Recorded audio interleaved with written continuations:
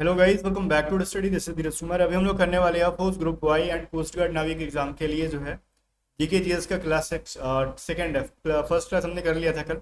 Second है और सबकी पीडीएफ जो है ना मैं टेलीग्राम पे देते जा रहा हूँ, तो आप टेलीग्राम चैनल ज्वाइन कर लो।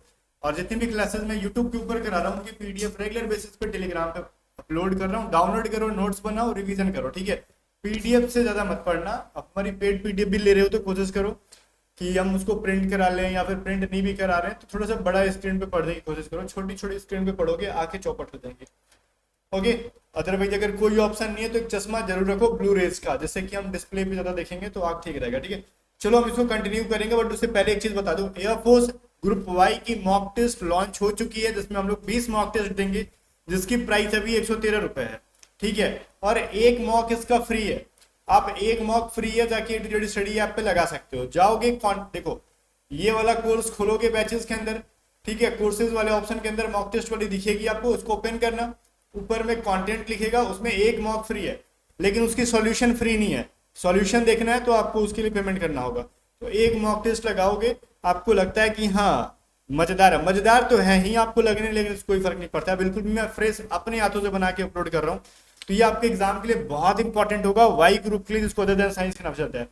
जाओ एडुकेटेड स्टडी आप डाउनलोड करो। मिनिमम हम लोग 20 मॉक टेस्ट देंगे इसके अंदर, बहुत हेल्प होगा इसके अंदर एग्जाम से, ठीक है, एग्जाम में इससे। और अगर ऐप में अगर आपको बाय करने नहीं आता है तो व्हाट्सअप करके पूछ सकते हो, हमारी टीम मेंबर आपको मदद करेगी। 7279047787 पे आ जाओ। पहला क्वेश्चन है, टोडरमल किससे संबंधित है? टोडरमल है कौन भाई? बोलोगे टोडरमल, हमको तो नहीं पता कौन है। देखो, टोडरमल जो है ना, ये अकबर के दरबार में राजदा जैसे नौरत्न थे ना, उसमें से एक है। और ये इनका फिनेंस संभालता था, ठीक है। टोडरमल क्या करते थे, इनका वित्तीय चीजों को संभालते थे, और नौरत्नों में से एक थे। बस इतना जानो, ज्यादा डिटेल में नहीं जाना। अब क्या रहा आपसे, क्या कि सारनाथ स्थित सिंह राजधानी किस राजा की है? लाइन कैपिटल जो है ना वो किस राजा से संबंधित है? भाई सारनाथ है कहाँ पे, ये जानना बहुत इंपॉर्टेंट है। सारनाथ उत्तर प्रदेश के अंदर है, ठीक है, वाराणसी के पास। ये चीज पता रहेगा। और देखो, अशोक ने 250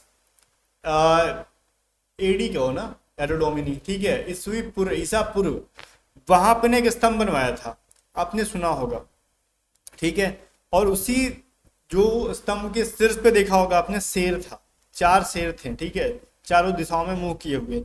तो उसके जो शीर्ष भाग को ना, क्या उसको राजधानी कहा गया या फिर लैंड कैपिटल कहा गया, उसी को कहा गया, ठीक है। तो ये चीज थोड़ा सा आपको जानना पड़ेगा। और ऑप्शन कौन सा? अशोक, ठीक है, अशोक। मैंने बोला था ना, कब बनवाया था उसने इस स्तंभ को? 250 एडोडोमिनी।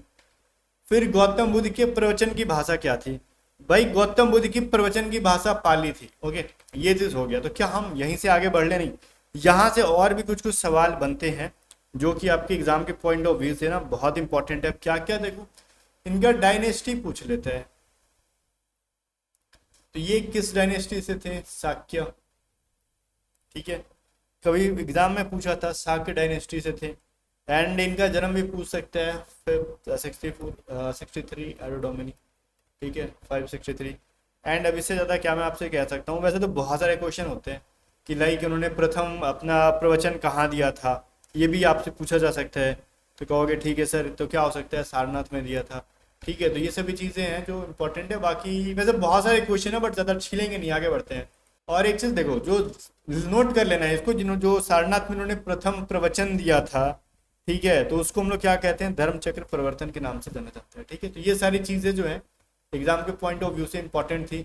अब देखो, बुद्ध का संबंध किस गणराज्य से था? तो मैंने बोला था शाक्य डायनेस्टी से थे, ये पूछा भी गया था पिछली बार।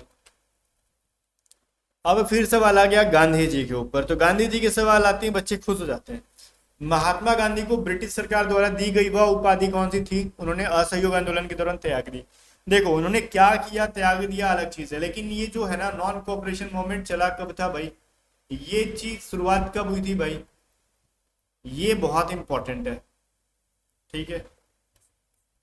असहयोग आंदोलन की शुरुआत हुई थी 4 जनवरी 1921 को, ये चीज याद रहेगा आपको, ठीक है। इस दौरान उन्होंने क्या त्यागा था? केसर हिंद की उपाधि को ब्रिटिशर्स को वापस किया था कि ले जाओ कुछ तो ले जाओ, नहीं चाहिए मेरे को। वैसे इन्होंने ऐसा बोला नहीं था, मैं ऐड करके बोल देता हूँ। टिप्पू सुल्तान जो है ना, कहाँ का था वो शासक, कहाँ का था? मैसूर का था। मैं ऑप्शन देखता हूँ ना, तो मदुरई मेरे को लगा कि मैसूर है, ठीक है। मदुरई और मैसूर में फर्क समझना, मैसूर अलग है, मदुरई अलग है। तो मैसूर का शासक था ये। मोहनियट्टम जो है ना वो कहाँ से है, देखो मोहनियट्टम पूछेगा आपसे। इसके अलावा कथकली पूछता है आपसे, तो ऑब्वियसली ये दोनों नृत्य आपसे पूछे जाते हैं जो कि केरला से। तो केरला से कुछ फेस्टिवल्स भी हैं जो मैं आपको केरला के बारे में आज पढ़ाऊंगा, आगे बढ़ेंगे तो मिलेगा, वैसे मैं पहले डिटेल में नहीं जा रहा, आगे बढ़ते बढ़ते सब मिलेगा। अब देखो पुरी में जो रथ यात्रा जो है, अच्छा एक सवाल और कुछ बनेगा यहाँ से, नहीं अब कुछ जानने लायक नहीं है इसमें। पुरी में जो रथ यात्रा किस हिंदू देवता के सम्मान में मनाई जाती है?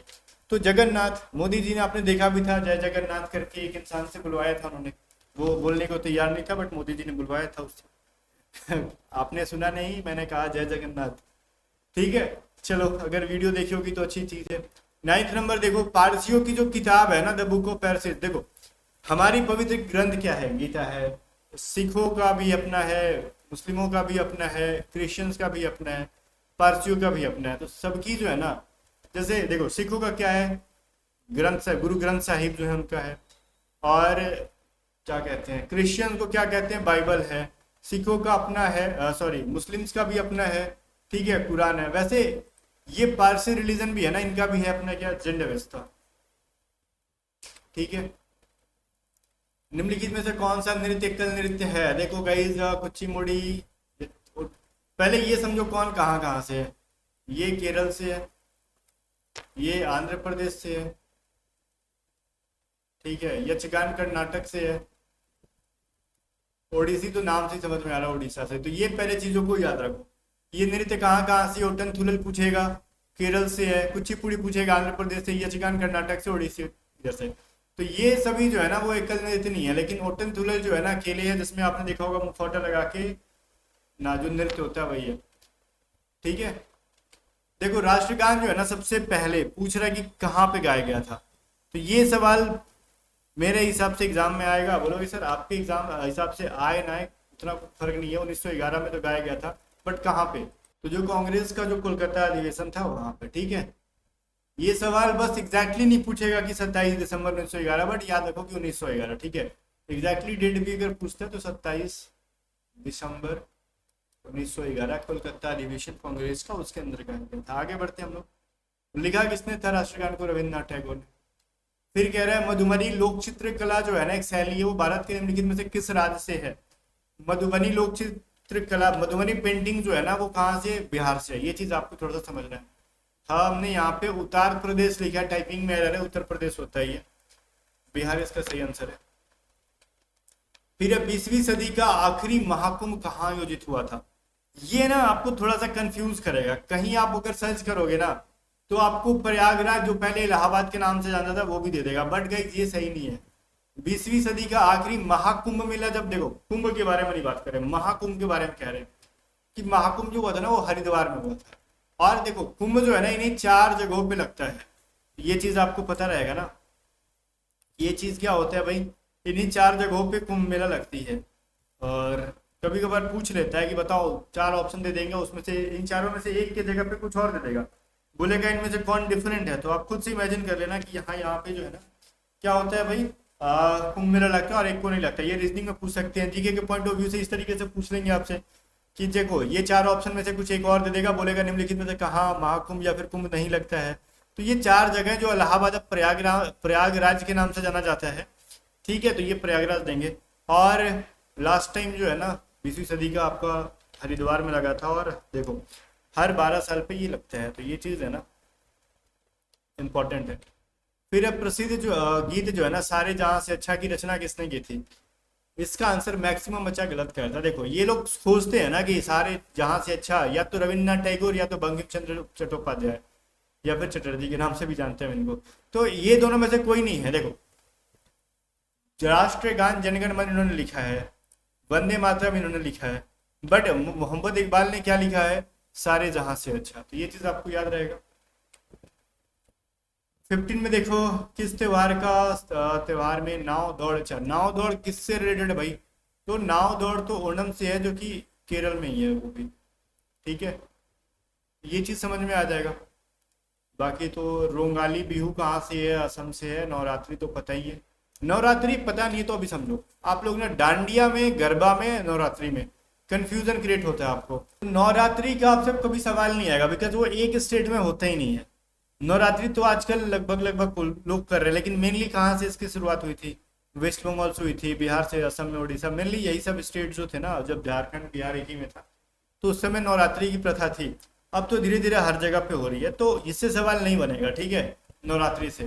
तो रिलैक्स रहना। डांडिया गरबा अलग चीज है, वो कहाँ से होती है? वो गुजरात से रिलेटेड है। ओणम पूछेगा केरल से, जहाँ पे नौका दौड़ होती है। तो ये सभी चीजें जो थी मैंने आपको बता दी। आगे बढ़ते हैं। निम्नलिखित में से आउटपुट दिया जी, इधर से कंप्यूटर के 10 सवाल होंगे आपको। मैं सोच रहा हूँ डेली डेली पे 10 सवाल कंप्यूटर के भी कराते रहूँ, ताकि चीजें आपके लिए आसान लगे बाद में। देखो आउटपुट डिवाइस पूछ रहा है क्या, देखो मैं दो चीजें समझाता हूँ। एक तो आउटपुट डिवाइस होता है, ठीक है, और एक होता है इनपुट डिवाइस। इन दोनों में फर्क क्या है? अब आउटपुट और इनपुट का मतलब क्या? आउट मतलब बाहर, इन मतलब अंदर। देखो कंप्यूटर के बहुत सारे पार्ट्स होते हैं, ठीक है, कुछ चीजें लैपटॉप अगर देख रहे हो तो कंप्लीट एक पैकेज होता है वो तो हालांकि, लेकिन अगर हम पीसी लेंगे ना तो उसके अंदर देखा ना बहुत सारे अलग अलग पार्ट्स होते हैं। लाइक उसका सीपीयू अलग होता है, उसका मॉनिटर अलग होता है, कीबोर्ड अलग होता है, उसके बहुत सारी चीजें। लाइक मैं क्या क्या बोल सकता हूँ उसके, और चलो ठीक है, माउस तो अलग होता है वैसे लैपटॉप का, तो माउस की वहाँ पे टच पैड मिल जाते हैं। चीजें जो जो चीजें अलग अलग होती हैं, तो इन सभी में बताता हूँ। क्या जो चीजें बाहर की साइड से दिख रही है वो आउटपुट डिवाइस है? नहीं, ऐसे नहीं है। आउटपुट डिवाइस और इनपुट डिवाइस का मतलब ये बिल्कुल नहीं है ना कि जो चीजें बाहर है वो आउटपुट है, जो अंदर है वो इनपुट है। नहीं, इस हिसाब से तो काम बिगड़ जाएगा। देखो जो चीजों का इस्तेमाल करने पे वो इंफॉर्मेशन को या फिर डेटा को कंप्यूटर को अंदर भेजता है वो इनपुट है, और जो अंदर जाने के बाद इंफॉर्मेशन को उसने अंदर भेजा, मान लो आपको चाहिए कुछ, ठीक है, कंप्यूटर से कोई काम करवाना है, तो आप उसको कमांड दोगे। मान लो आपका कीपैड है, ठीक है, कीपैड है ना, जो कीबोर्ड है, ठीक है, कीबोर्ड क्या है? एक इनपुट डिवाइस है। बोलोगे कैसे सर? तो मान लो मेरे को क्या करना है, मेरे को उसको बोलना है ना कि चल कुछ टाइप कर। मैंने ये सवाल जो है ना टाइप करा था, बताओ which of the following is output device. तो मैंने टाइप किया W, तो W को, उस इंफॉर्मेशन को उसने कंप्यूटर को दिया, ठीक है। तो उसने क्या किया, उसका काम था अंदर भेजना डेटा को, तो उसने इंफॉर्मेशन को अंदर भेज दिया। तो ये क्या कर रहा है? चीजों को अंदर भेज रहा है, that is input device. Mouse को मैं कहता हूं ना कि यहाँ पे क्लिक करो, यहाँ पे क्लिक करो, यहाँ पे क्लिक करो, वगैरह वगैरह चीजें। तो ये कंप्यूटर को इन्फॉर्मेशन दे रहा है, अंदर भेज रहा है कि भाई तेरे को ये कहा गया है मेरे से, वो काम कर। तो जो इन्फॉर्मेशन को अंदर भेज रहा है वो इनपुट डिवाइस है। और उस इन्फॉर्मेशन को प्राप्त करके जो चीजें बाहर की तरफ हमको मिल रही हैं वो आउटपुट। जैसे बाहर क्या मिल रही है, अगर मैं W टाइप करूंगा तो मेरे को कहां पे दिखेगा? कीबोर्ड का काम था कहने का कि तू W टाइप कर दे। अब वो कंप्यूटर का कौन सा पार्ट है कि टाइप किया हुआ चीज मेरे को दिखाएगा? तो बोल रहे हो ये जो स्क्रीन है वो आपको मोबाइल पे भी दिख रहा होगा, या फिर लैपटॉप पे देख रहे होगे तो लैपटॉप पे। तो इस स्क्रीन को हम लोग क्या कहते हैं? मॉनिटर। तो मॉनिटर क्या कर रहा है? चीजों को हमको दिखा रहा है बाहर लाके, ठीक है। तो वो क्या है भाई? वो आउटपुट डिवाइस है। तो यहाँ पे पूछ रहा आउटपुट डिवाइस क्या, तो कीबोर्ड क्या करता है? इंफॉर्मेशन को अंदर भेजता है, तो ये इनपुट डिवाइस हो गया। माउस भी इंफॉर्मेशन को अंदर भेजता है, इनपुट हो गया। माइक्रोफोन का क्या काम है? हम कुछ बोलेंगे तो हमारे आवाज को अंदर भेज देगा, ठीक है। अब उधर से जो चीजें है ना उसको कन्वर्ट करके जहां दूसरे फोन में भेजना है, क्या करना है, उसका काम है। लेकिन इसका काम है कि चीजों को, मेरे इंफॉर्मेशन को अंदर भेजना। तो माइक्रोफोन भी इनपुट डिवाइस है।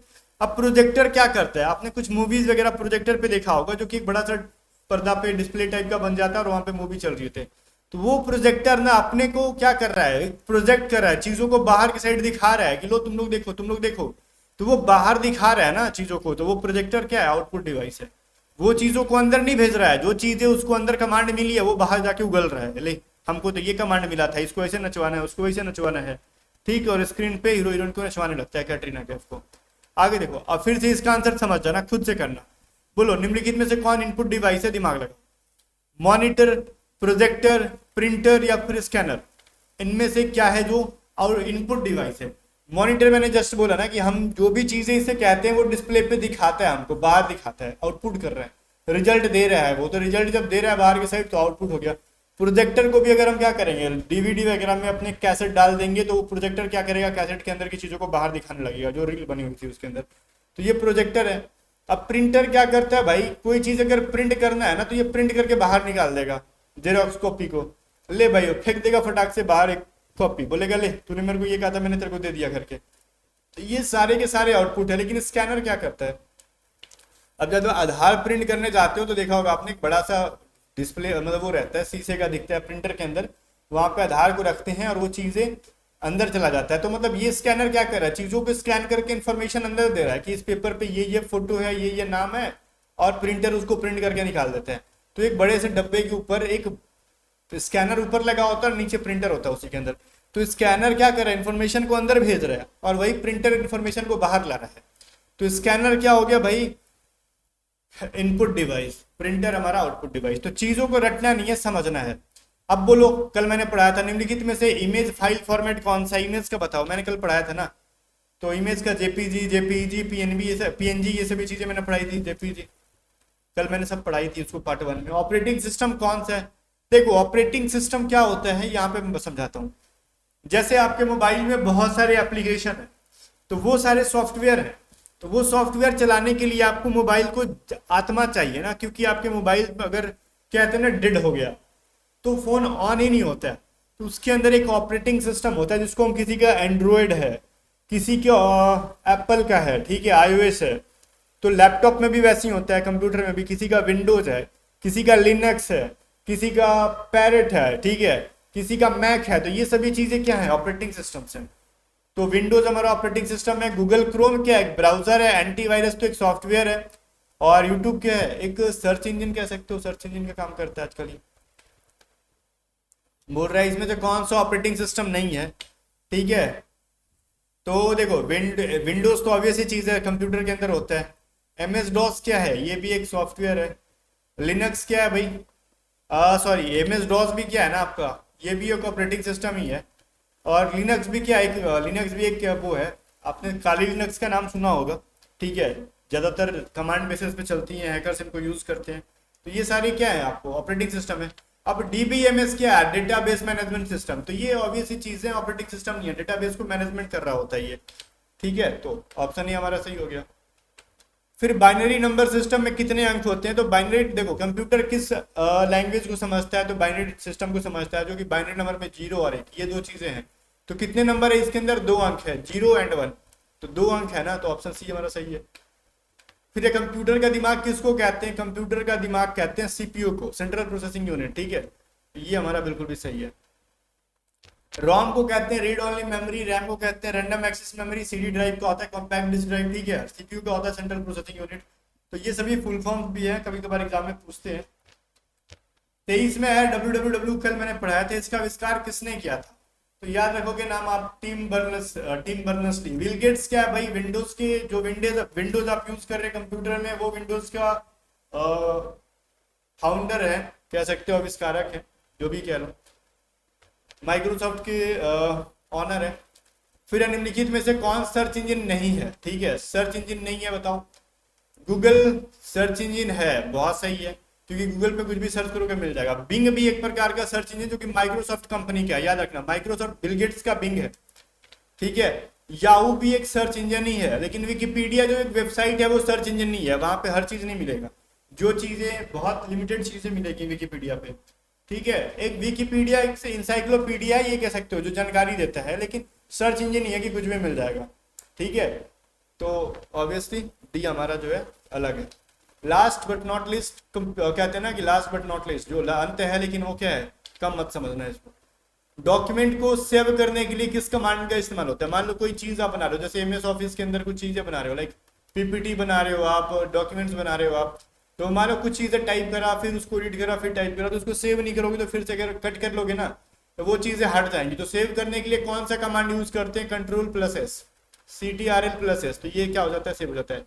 CTRL-C से कॉपी होता है, CTRL-P से क्या होता है, पेस्ट होता है, और CTRL-X से कट होता है, शिफ्ट X से नहीं होता। Ctrl+S से क्या होता है भाई, सेव हो जाता है, ठीक है। चलो फिर खत्म हो गया 25 क्वेश्चन, अगले पार्ट में मिलेंगे। बाकी टेस्ट सीरीज ज्वाइन करो, एकदम फ्रेश टेस्ट सीरीज है, ओल्ड नहीं है, नया, और इसकी प्राइस अभी कम है, ठीक है। बाकी मिलते हैं नेक्स्ट वीडियो में, तब तक बाय बाय। वीडियो को शेयर कर देना।